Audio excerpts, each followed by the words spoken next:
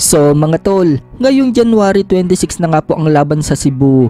Ang rematch sa pagitan ng Pinoy na si Froilan Saludar versus Japanese Keta Kurihara. At labanan ng dalawang Pinoy para sa title eliminator na si Christian Araneta versus Arvin Magramo. Magaganap nga po ang laban na yan sa Cebu City. At dahil pinangungunahan po yan ng Treasure Boxing Promotion at Omega Boxing Promotion, pupunta po dyan si former 3 Division World Champion Janrel Casimero upang suportahan ang laban na yan.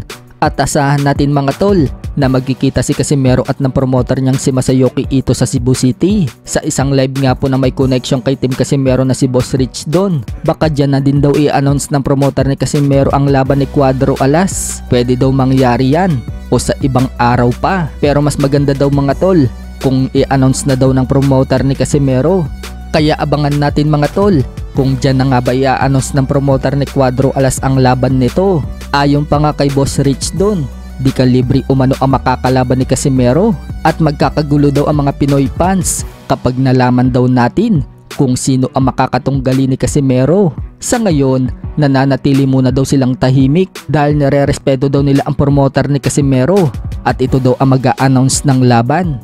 Pinipilit naman ng mga fans si Boss Rich Don kung sino daw ba talaga ang makakalaban ni Casimero. May nagtanong nga mga tol kung nasa top 10 ranking sa WBO ang makakalaban ni Cuadro Alas. Tumawa si Boss Rich Don at sabay sabing ayaw daw niya magsalita.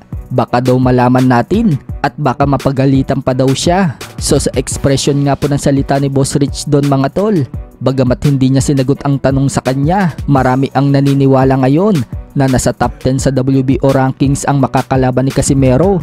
Oh, malalaman nyo. Kung nasa top 10, malalaman nyo. Di ba, mapapagalitan ako. Baka mamaya masipa rin ako. Ayoko. Hindi, confidential guys. Ang importante, ito ang importante magbabalik na po ang ating boss champ Cuadro Alas Casimero.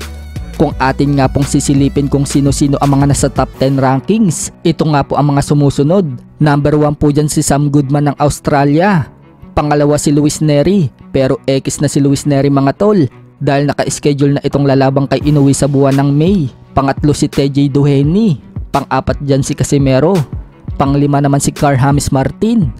Pang-6 si Rais Alim. Pang-7 si Murudjon Akhmadaliev. Pang-8 naman si Muhammad Sikub. Pang-9 si Liam Davis.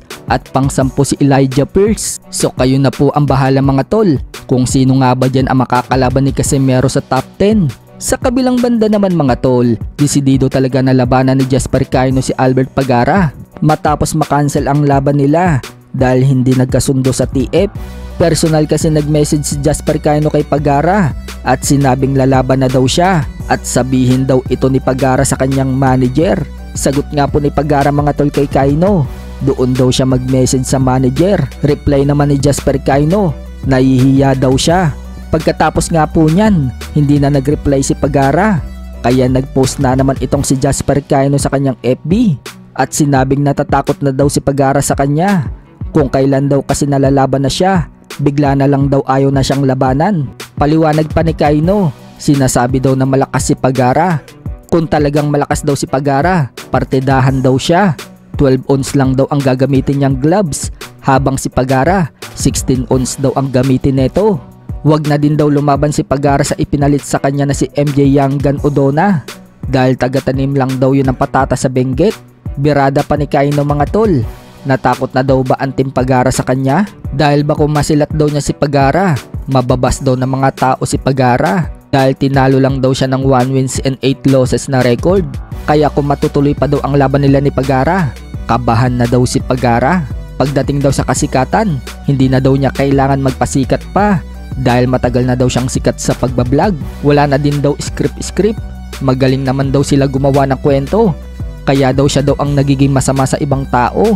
Sa ibang balita naman mga tol, isa nga po sa malapit na tauhan ni 8th Division World Champion Manny Pacquiao. Niregaluhan ni Manny Pacquiao ng 2 relo na nagkakahalaga ng 780,000 pesos.